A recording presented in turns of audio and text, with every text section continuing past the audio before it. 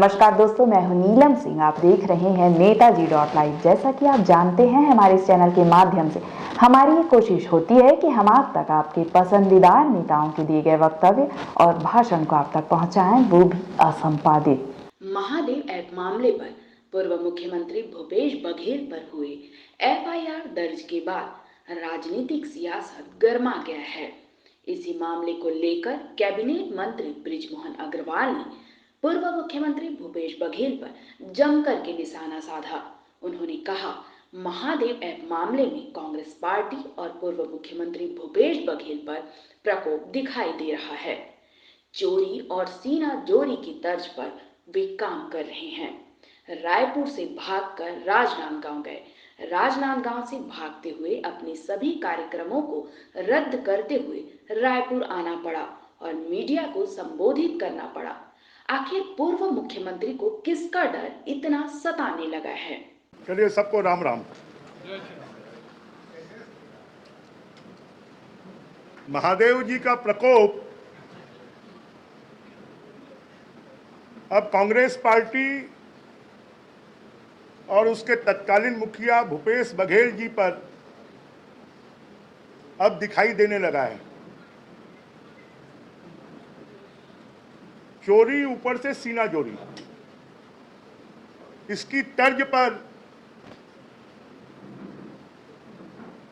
रायपुर से भागकर राजनांदगांव गए और सीना जोरी करने के लिए नांदगांव से भागकर सब कार्यक्रम कैंसिल कर रायपुर आए।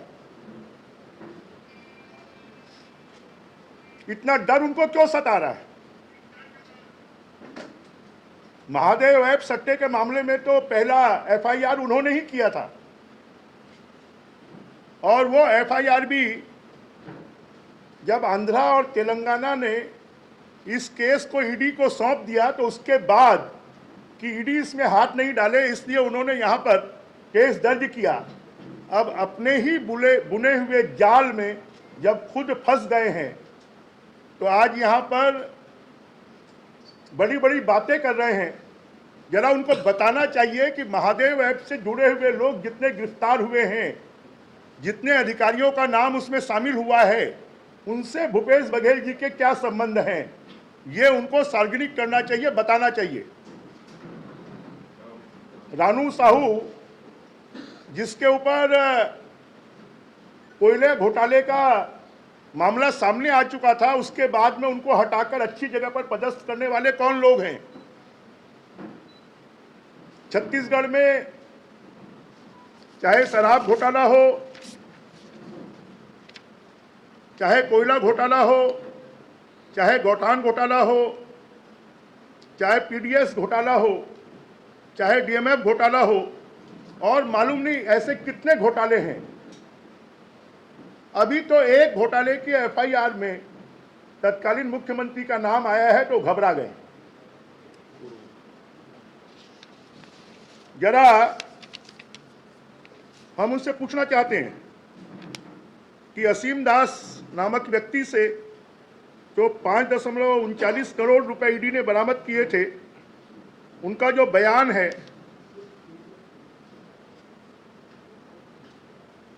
उसको क्या वो सही मानते हैं कि नहीं मानते?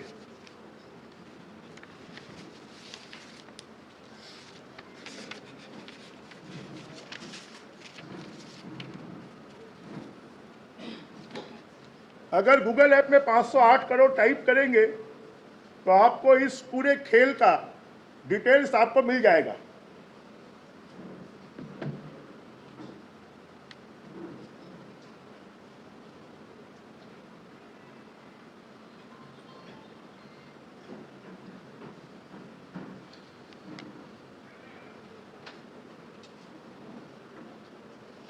जो शुभम सोनी का वीडियो आया था, उसके बारे में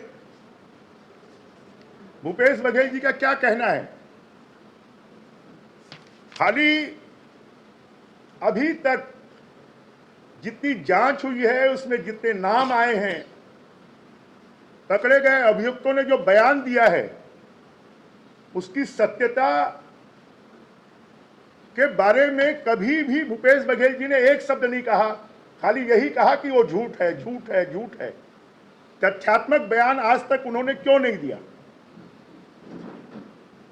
अभी भी कल प्रेस कॉन्फ्रेंस में उन्होंने जिन बातों को कहा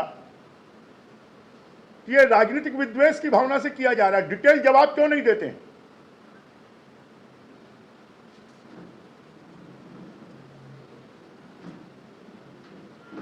छत्तीसगढ़ के 10 लाख युवाओं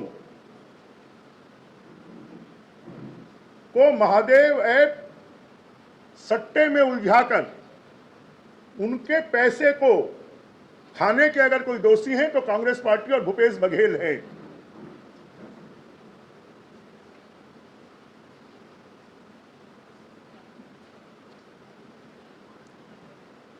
और ये इस बात से भी साबित हो गया है कि ये और इनके लोग हाई कोर्ट और सुप्रीम कोर्ट में गए हैं तो सबकी जमानतें निरस्त हुई हैं।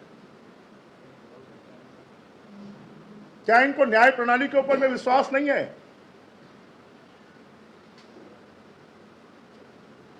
क्या इनको ईडी की जांच पर, ईओडब्ल्यू की जांच पर, पुलिस की जांच पर विश्वास नहीं है?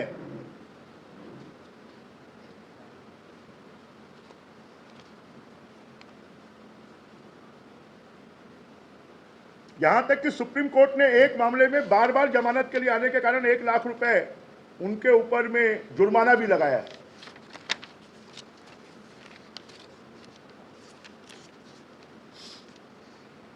और राजनीतिक मुकदमे दर्ज करने का तो इतिहास हमारा नहीं है, ये भूपेश बघेल जी और उनकी सरकार का है।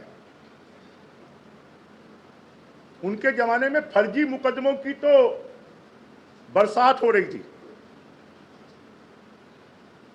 कितने मामलों में उन्होंने एसआईटी गठन की और एक भी एसआईटी हाई कोर्ट में नहीं टिकी। हाई कोर्ट ने सभी एसआईटी को रद्द कर दिया।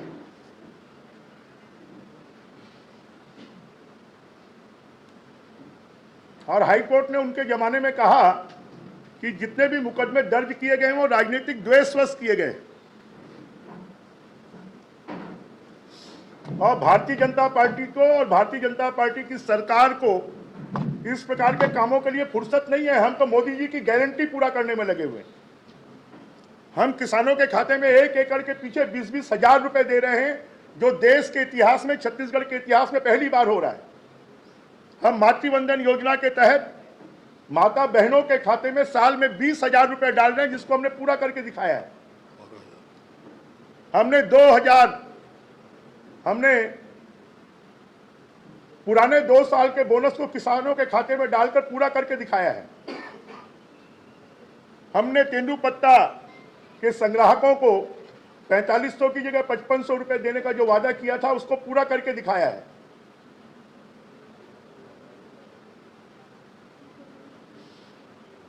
जांच एजेंसी अपना काम कर रही है। भूपेश बघेल जी को उसमें सहयोग करना चाहिए, ना कि आके धमकी देना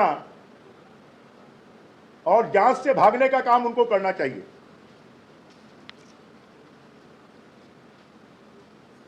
अब भूपेश बघेल जी के कुशासन को जनता ने नकार दिया, अब सुशासन आ गया है। और सुशासन में जिन लोगों ने भी जनता के पैसे को खाया है, गरीब मजदूरों के पैसे को खाया है, नौजवानों की भर्ती में भ्रष्टाचार किया है, वादा खिलाफी की है, विकास विरोधी काम किया है,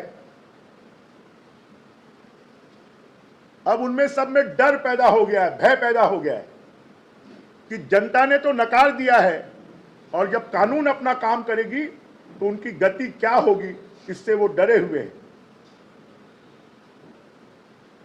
और इसलिए हम छत्तीसगढ़ की जनता से आह्वान करेंगे कि महादेव ऐप घोटाले के आरोपियों को, शराब घोटाले के आरोपियों को, गौठान घोटाले के आरोपियों को, धान घोटाले के आरोपियों को, डीएमएफ घोटाले के आरोपियों को जनता नकारे और मोदी जी की गारंटी पूरे करने वाले लोगों को फिर से छत्तीसगढ़ में 11 की 11 सीटों पे जिताए और ऐसे भयभीत और भ्रष्टाचारियों को उनके ठिकाने लगाए। ये हम जनता से आह्वान करते हैं।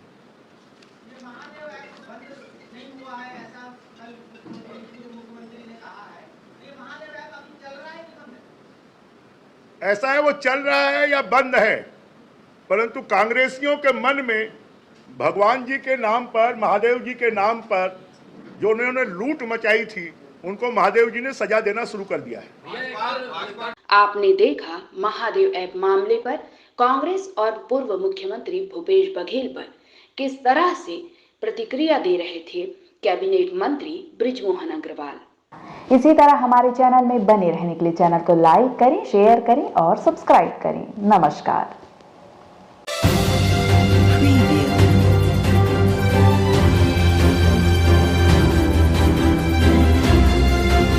नेताजी.live के प्रायोजक है Satyadeep diagnostic and clinic, Supela, Bhilai.